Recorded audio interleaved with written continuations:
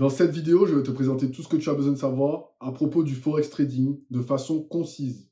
Le Forex impacte absolument toute ta vie au terme de dépenses. Que ce soit la bouteille d'eau que tu achètes, l'essence que tu fais, le prix de certaines choses que tu ne te rends pas compte, mais ça a l'impact. D'accord? Maintenant, on va voir c'est quoi le Forex concrètement. Tout d'abord, il faut comprendre que le Forex est un acronyme de deux mots. Foreign Exchange. Le Forex, donc autrement dit, le Foreign Exchange, c'est le Foreign Exchange Market. C'est le plus gros marché au monde avec un échange de plus de 6 trillions de dollars par jour. À quoi il sert concrètement? Le Forex Exchange permet l'échange des devises. Donc si je veux des dollars contre des euros, j'irai sur ce marché. Bien entendu, ce n'est pas toi directement qui y vas, toi tu vas au bureau de change. Mais la personne qui te le donne au bureau de change, le taux qu'il obtient, il l'obtient soit par un courtier, soit par une banque, soit directement depuis le marché du Foreign Exchange. Contrairement au marché des actions, le marché du Forex ouvre le dimanche à 22 h jusqu'au vendredi, 22 h aussi. Pendant tout ce temps-là, il est ouvert en continu. Parce que c'est un marché décentralisé qui n'est gouverné ni par d'autorité, ni par une banque, ni par de gouvernement. Les autorités, les gouvernements, les banques centrales, les courtiers, les banques, etc., utilisent ce marché pour pouvoir faire leurs échanges. Donc ils échangent la monnaie à travers ce marché. Étant donné qu'ils échangent la monnaie dessus, ce sont eux les acteurs majoritaires dessus. Donc, on a les banques, on a les courtiers,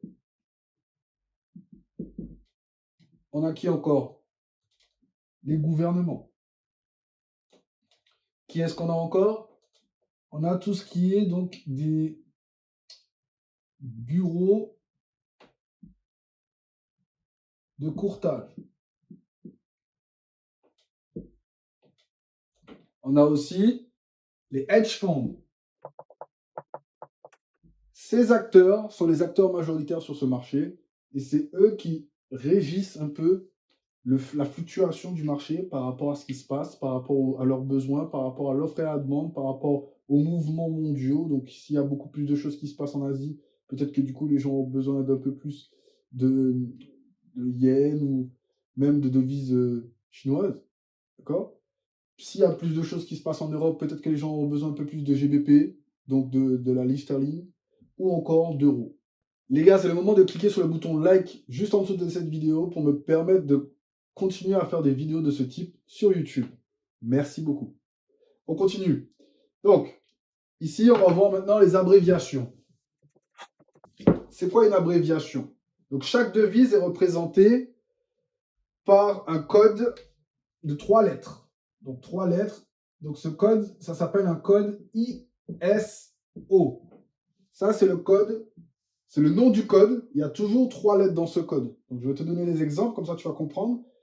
Sur le marché du Forex, il y a des paires principales, ce qu'on appelle les paires majeures. Mais avant de rentrer dans ça, je vais te montrer déjà les principales devises que tu vas retrouver avec leur code ICO. Ok? Donc, tu as l'euro, bien entendu, qui s'appelle EUR. D'accord? Tu as le dollar américain avec l'USD. Tu as le dollar canadien avec le CAD. Tu as le dollar de Nouvelle-Zélande qui s'appelle NZD. Ok. Tu as le GBP, c'est pour la pound, la livre sterling, ça s'appelle aussi la pound. Tu as le JPY pour le yen japonais. Tu as le CHF, je vais mettre en haut, CHF pour le franc suisse. Et j'ai failli l'oublier, tu as aussi AUD, surnommé OD ou aussi, comme ça, avec un E à la fin, qui est le dollar australien. Tu ne le sais peut-être pas, mais quand tu fais du Forex, donc quand tu fais du trading Forex, lorsque tu achètes une paire, tu vends l'autre simultanément. OK? Et c'est là qui me permet d'entrer dans la partie paire de devises. Donc, les paires de devises. C'est éventuellement ce que tu vas trader sur les marchés, les paires de devises. Donc, la première devise, donc on va prendre un exemple avec Euro-USD. Euro-USD est la paire la plus tradée sur le marché du Forex. C'est la paire vraiment la plus tradée du marché du Forex. Donc, quand tu regardes Euro-USD comme ceci, tu as de côté des euros, de l'autre côté des dollars américains. L'euro est la paire de base. Le dollar américain est la paire de cotation. Quand tu es, on va séparer ça comme ça, quand tu es sur la gauche, donc à gauche, ici, c'est toujours la paire de base. Donc si là, on avait USD JPY, l'USD est la paire de base et JPY est la paire de cotation. Enfin, je dis la paire, mais c'est la devise de base et la devise de cotation. Pour que tu puisses comprendre la différence entre la devise de base et la devise de cotation, disons que tu as 1 euro, d'accord? Et que tu veux des dollars. Le dollar te donne, euro-USD te donne une cotation à 1,1124. Ce qui veut dire que pour 1 euro, tu vas obtenir 1,1124 dollars. C'est tout. Si tu changes d'actif et que tu vas sur une autre paire de devises, la devise qui sera à gauche sera toujours ta devise de base. La devise qui sera à droite sera toujours ta devise de cotation. Ce qui veut dire que si on change ici et que je mets USD JPY, on va dire une bêtise, je ne sais pas le prix actuellement du USD JPY, il cote à 125,36. D'accord? L'USD étant la devise de base, donc pour 1 dollar, je vais recevoir 125,36 yens japonais. Ok? C'est important que tu comprennes ça, parce que selon le marché que tu vas agir dessus, ça aura un impact aussi sur ton taux de change lorsque tu fais des échanges. En général, ton broker va s'arranger pour ça, mais tu comprendras parfois qu'il faudra mettre plus de contrats, plus de lots sur certaines paires, parce que tu es en euros, par exemple, et que ta paire ici, ce sera de la livre sterling, ou ici, ce sera une autre monnaie. D'accord? Donc, ne t'embête pas pour ça pour l'instant, je reviendrai dessus par la suite au fur et à mesure des vidéos. Donc déjà, ça, il faut que tu comprennes ça. On va toujours continuer avec EURUSD. Disons maintenant que tu veux acheter de l'euro-USD. Sur ton broker, tu veux acheter euro-USD. Ça veut dire que tu t'attends à ce que l'euro monte, d'accord? L'euro, lui, prend de la valeur et que l'USD chute, ok? Dans le jargon, ce qu'on dit, c'est que l'euro s'apprécie et que l'USD, lui, de son côté, déprécie. Quand tu vas acheter euro-USD, l'euro est censé être plus fort que le dollar sur la période escomptée que tu vises à faire ton investissement. À l'inverse, quand tu vends, donc c'est ce qu'on appelle un sell short. Donc pour le buy, c'est buy long. Et vendre, c'est sell short. Alors, je ne sais pas si tu vois bien, normalement oui. Quand tu veux acheter, on dit buy ou long. Quand tu veux vendre, on dit sell, comme vendre en anglais, ou short. Tu shortes le marché. Ok? Maintenant, imaginons que tu shortes euro-USD. Donc, tu le sell. Tu sell euro-USD. Tu t'attends à ce que l'euro perde de la valeur, donc il se déprécie, et que le dollar, lui, au contraire, s'apprécie et donc il monte en valeur. Laisse-moi te donner les paires majeures. Donc sur le marché du Forex, tu as des paires majeures, des paires mineures et des paires exotiques. Le plus intéressant pour quelqu'un comme toi et moi qui vit en Europe, c'est les paires majeures. Même pour ceux qui ne vivent pas en Europe, en vrai, c'est mieux de trader les paires majeures. Elles sont beaucoup plus liquides, beaucoup plus volatiles et beaucoup plus accessibles en termes de spread. On revient sur ça juste après. Donc là, tu as Euro-USD.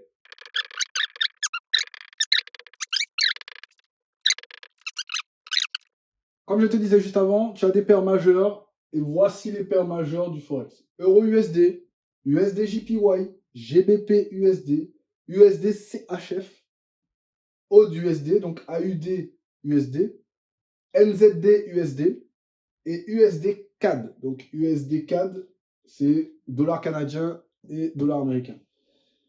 Comme tu peux le constater, la majorité de ces paires donc, ont toutes de l'USD. Encore à ce jour, les États-Unis, donc USA, ont l'économie mondiale la plus puissante. Donc c'est pour ça, et la plus large aussi, c'est pour ça que leur cotation est dans la majorité des actifs majeurs du Forex. Je tiens à le répéter pour que ce soit bien clair. Ici, ce sont les paires les plus liquides, les plus volatiles,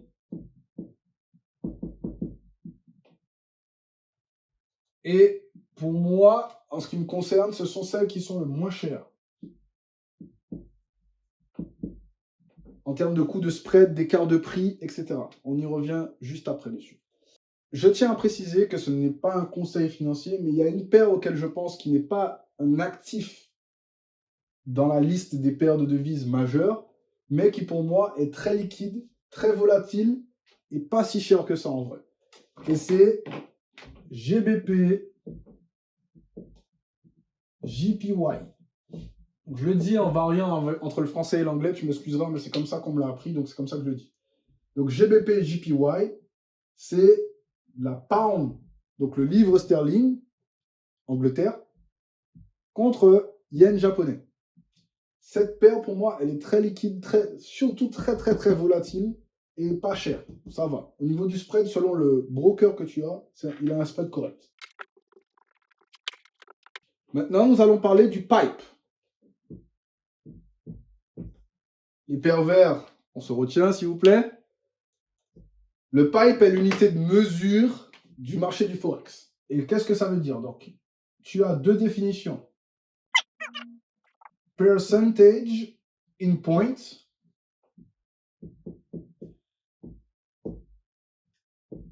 Ce qui veut dire en français pourcentage en points. Et ici, tu as le price interest, forcément, point. C'est l'acronyme pour ces deux définitions, enfin pour ces deux phrases. Ça veut dire la même chose, sauf que c'est pas calculé de la même manière. Ici, tu as le prix d'intérêt par point, et ici, tu as le pourcentage en points. D'accord? Pour mesurer la fluctuation du marché des paires de devises sur le marché du Forex. Donc, pour t'expliquer comment ça fonctionne, on va prendre un exemple avec GBP USD. Imaginons que quand tu arrives, tu décides d'acheter le marché. Donc, tu veux que le marché monte. Le GBP doit s'apprécier. L'USD doit se déprécier. Maintenant, tu veux acheter cette paire, donc tu fais un buy. Et là, tu constates quoi? Quand tu fais ton buy, le marché augmente de 2 points. Donc, imaginons que toi, tu l'as acheté à, alors j'ai noté un petit exemple, 1,26 32. 1,26 32. OK? Le marché augmente de 2 pipes. Le nouveau prix de cotation est de 1,26 34. Donc, pour que tu comprennes bien ça, la majorité des paires de Forex calculent leur évolution en point par point à partir de la 4e décimale. Donc, juste ici. Cette décimale, ici, est la 4e. Donc, je mets le 4D. C'est la 4e décimale. Et à chaque fois que le prix monte d'un point, tu auras un changement au niveau de ce chiffre. S'il baisse d'un point, tu auras toujours un changement au niveau de ce chiffre. 10 points, c'est à partir d'ici. D'accord? 100 points, c'est ici. OK? Donc, il faut que tu le vois un peu comme ça, en décimale. Ça, c'est 100. Ça, c'est 10. Et ça, c'est unité. Donc, un par un. Toujours dans le but que tu comprennes bien ce que je t'explique. Disons maintenant que tu veux vendre. GBP doit déprécier. USD doit s'apprécier. Tu vends toujours à 1,2632. Là, le marché chute de 2 pips. Donc, ton nouveau prix est de 1,2630. À partir de l'instant, on va prendre un exemple un peu plus étoffé pour que tu puisses voir. Le marché chute de 20 pipes. Ici, tu as vendu à 1,2632. Donc là, le nouveau prix sera de 1,2612. Voilà. Et là, l'écart que tu as entre les 1,2632 et les 1,2612, tout comme les 1,2630, c'est ton profit. On y reviendra encore aux prochaines vidéos, ne t'inquiète pas. Déjà là, en cas de vente, voici l'exemple concret de comment ça se passe au niveau de ton graphique. C'est ça que tu vas voir et c'est ça que va t'afficher ton broker en termes d'évolution de points dans le cas d'une baisse. Il y a une exception à cette règle. Toutes les paires cotées en yen japonais, donc les paires en JPY, donc c'est un P, hein, c'est pas un D, JPY, s'écrivent pas de la même manière. Donc on va prendre un exemple. Disons que tu es sur GBP JPY. OK? Le GBP JPY, lui, il te donne une cotation à 189,75. Ici, il n'y a pas de 4e décimale. Le changement se fait directement à la 2e décimale.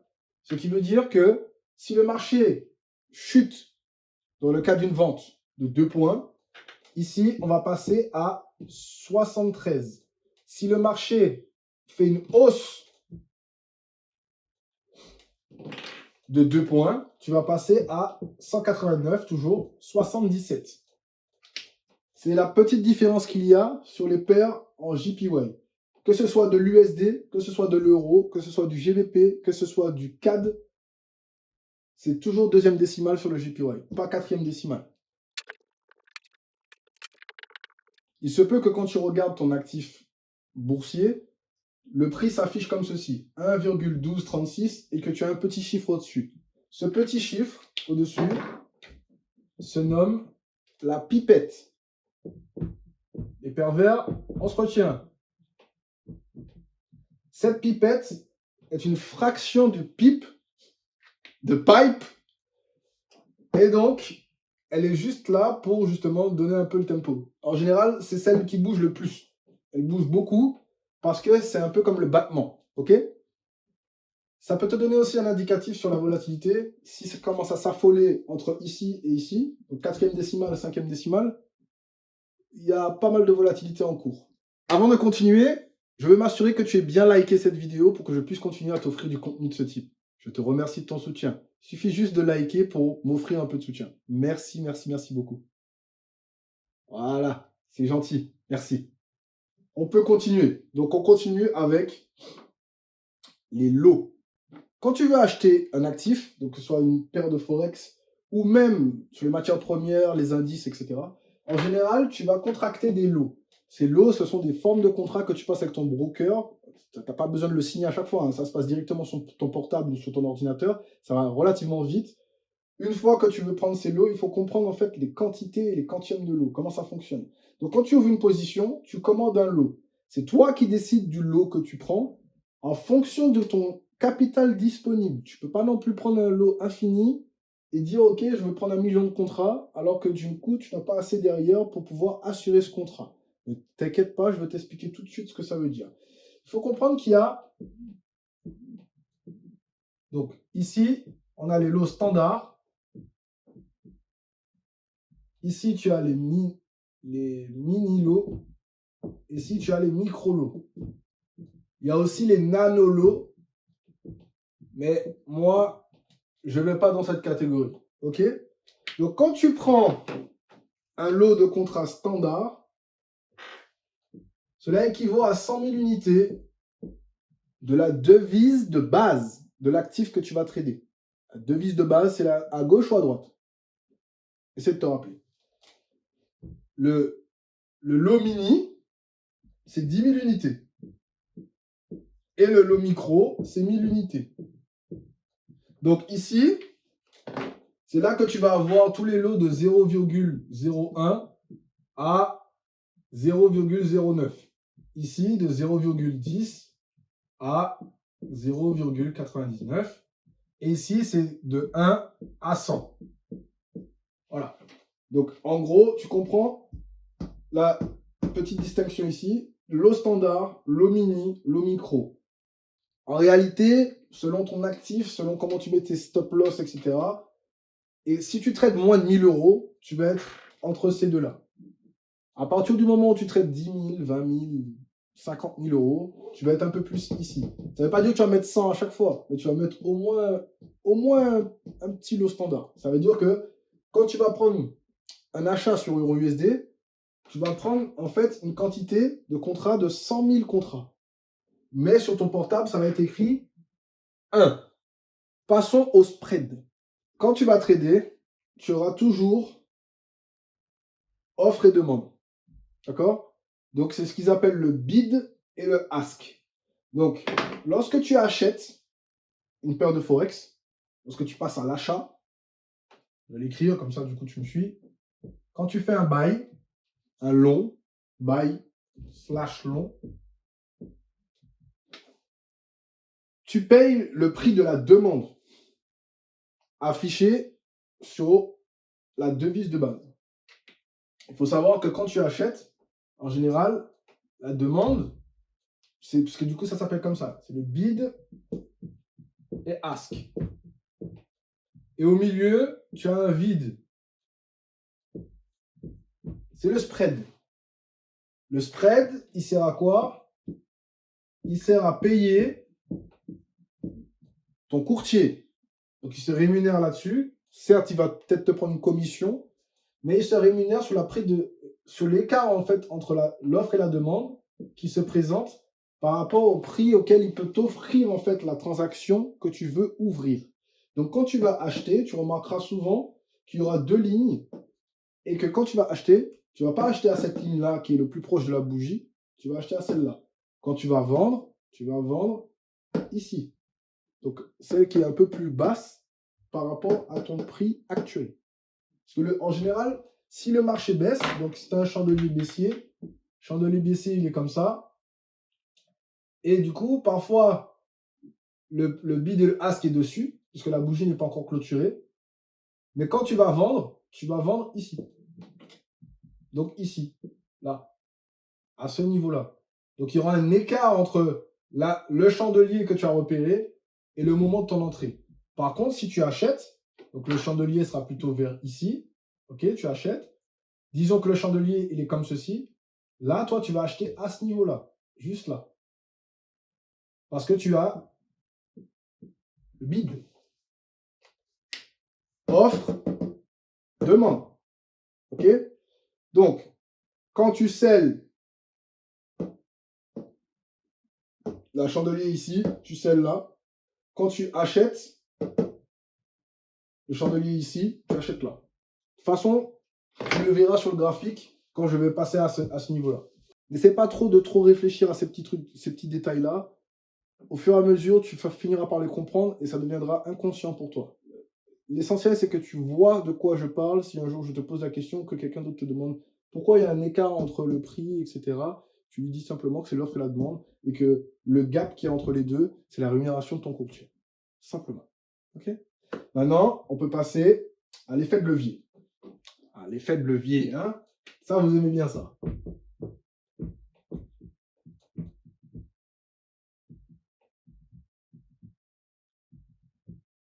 OK. Donc, l'effet de levier. Oui, je sais que je sais toujours pas dessiner, merci, c'est très gentil, mais c'est pas important. Pour pouvoir trader sur le marché, tu as besoin d'un courtier. Donc, je vais mettre juste C, d'accord? C pour courtier. Donc, ça s'appelle aussi un broker en anglais, mais on est en français, donc on va dire courtier. Ton courtier, toi, il sait que tu es un trader particulier. Donc, pour toi, je vais mettre un P, ok? Trader particulier. Lui, il te permet d'aller et investir ton argent sur le marché pour pouvoir faire des profits. Lui, il n'a aucun problème avec ça. Tant que tu as de l'argent, il va te laisser rentrer sur le marché. En revanche, en fonction du capital, donc là pour capital, je vais mettre K, comme ça, en fonction du capital disponible sur ton compte, lui, il va te dire, OK, moi, les effets de levier que je peux te proposer sur ce compte, c'est 1 pour 30, 1 pour 50, 1 pour 100, ou 1 pour 500, ou même 1 pour 1000. Et en fonction du levier que tu as, tu pourras justement entrer en position, et c'est là que va entrer en compte la marge, les appels de marge, etc. Je ne vais pas entrer dans la marge pour l'instant, parce que sinon ça va t'embrouiller, mais comprends déjà simplement qu'en fonction de ton effet de levier, voici la quantité que tu peux avoir. 1 euro, 100 euros. 1 euro, 500 euros. 1 euro, 1000 euros. 1 euro, 30 euros. D'accord? Et en fonction de l'actif que tu vas prendre et de la masse de contrats disponible, c'est ça qui va déterminer la marge nécessaire à ton courtier pour savoir si tu peux ouvrir ou pas cette position. C'est pour ça que des fois, certains traders essayent d'ouvrir une position, ils ont la marge suffisante, mais ils n'ont peut-être pas le levier suffisant pour pouvoir ouvrir une position avec le nombre de contrats qu'ils ont demandé. Parce qu'effectivement, soit on est trop proche de la marge du compte principal du particulier, soit il n'a pas assez de capital malgré la taille de son effet de levier. Il faut vraiment voir ça comme un échange de bons procédés. Toi, tu as de la petite monnaie et lui, il a la big money. OK?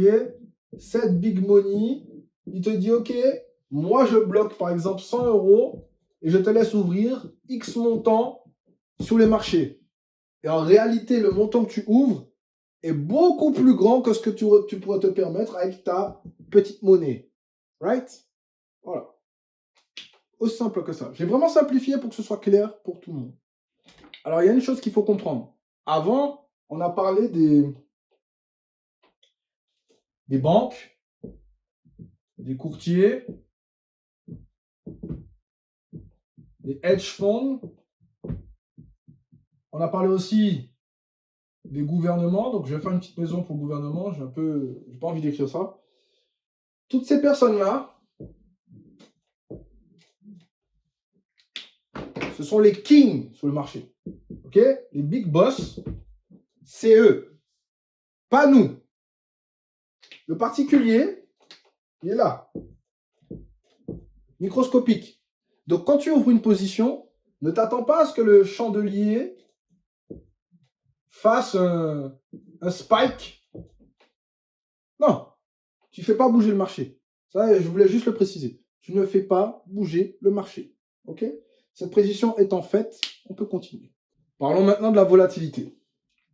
La volatilité sur le marché est très bien, puisque c'est ce qui permet aux traders de faire des profits et de rentabiliser justement ces risques. En revanche, plus la volatilité est élevée, plus tu t'exposes à un risque élevé de perte, mais aussi potentiellement de gain. L'un va pas sans l'autre en fait.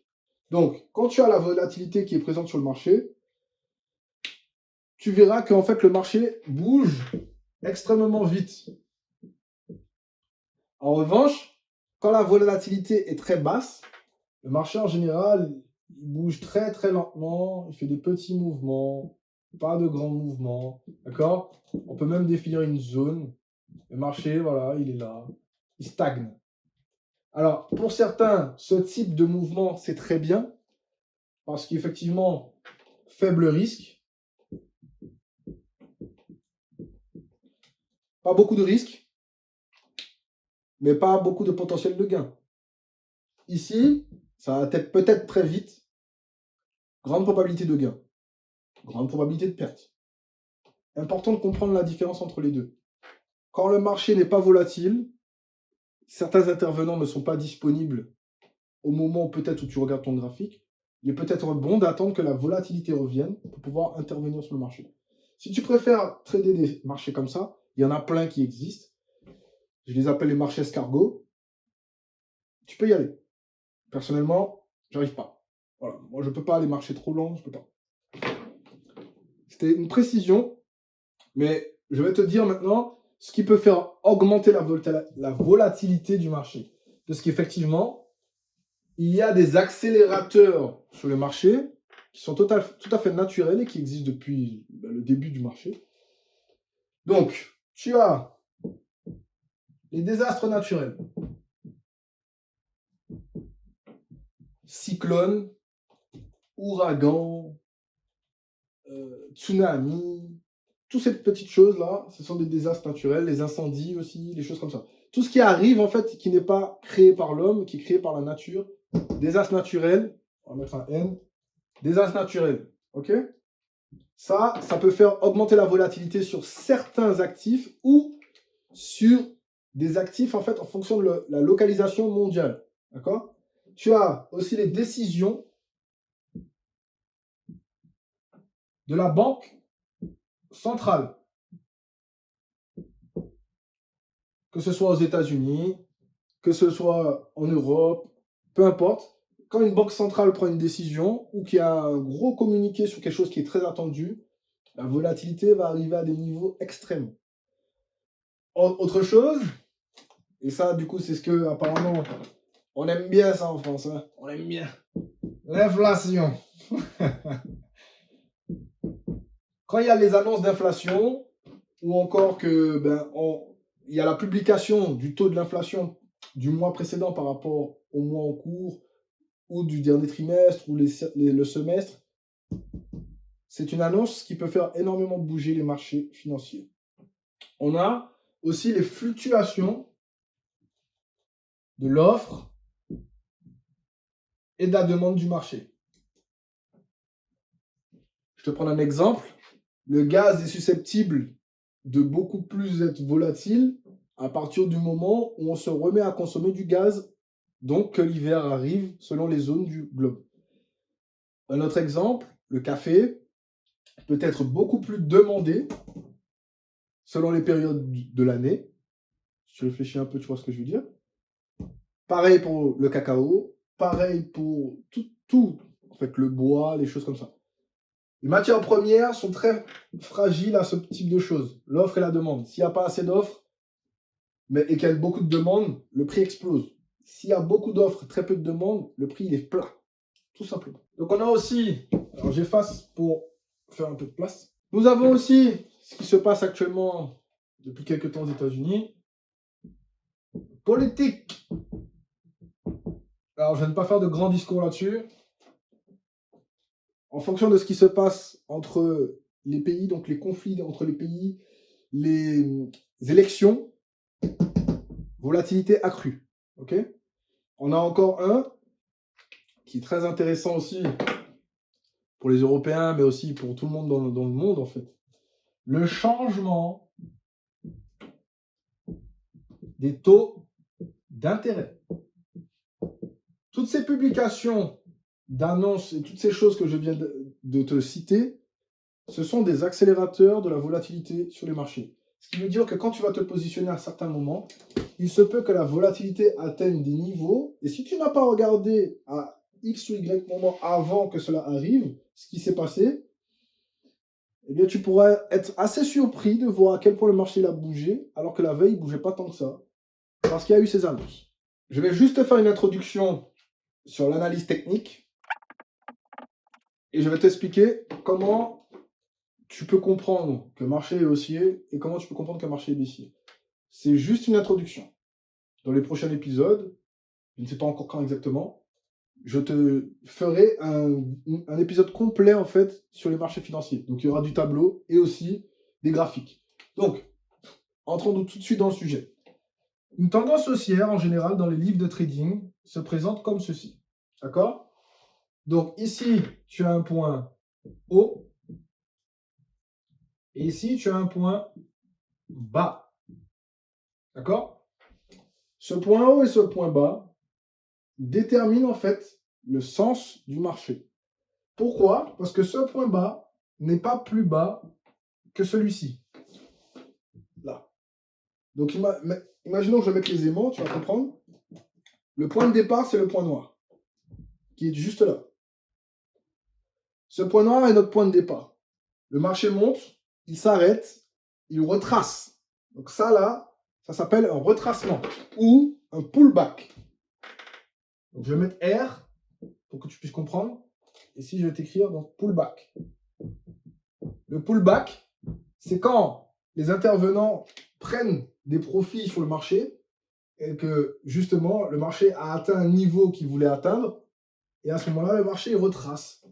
Et quand le marché retrace, donc fait son pullback, il y a une nouvelle opportunité de rentrer donc dans ce point bas. Quand le marché arrive à ce point bas, c'est là qu'on peut considérer que ce n'est plus un simple bas, mais que c'est un higher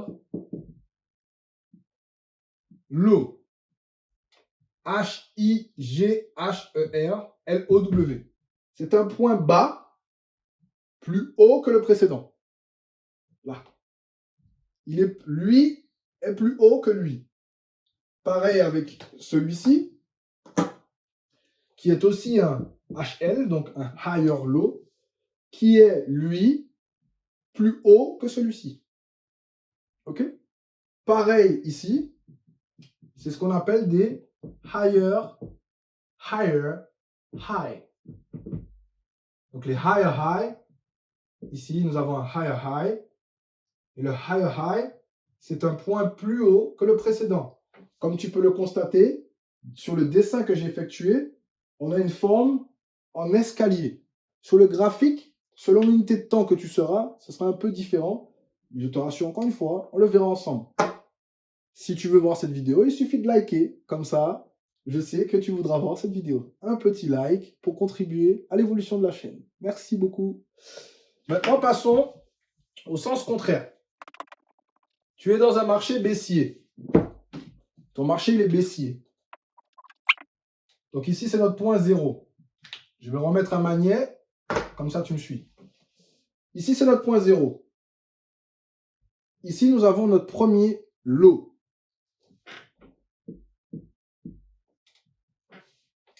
Le marché, donc c'est un bas. Le lot, ça veut dire bas. Le marché fait son pullback. Et là, il nous donne quoi? Parce qu'il ne casse pas ce niveau-là. Ce niveau-là, il ne le franchit pas. Donc ici, on a quoi? Nous avons un lower high. C'est un haut plus bas que le précédent.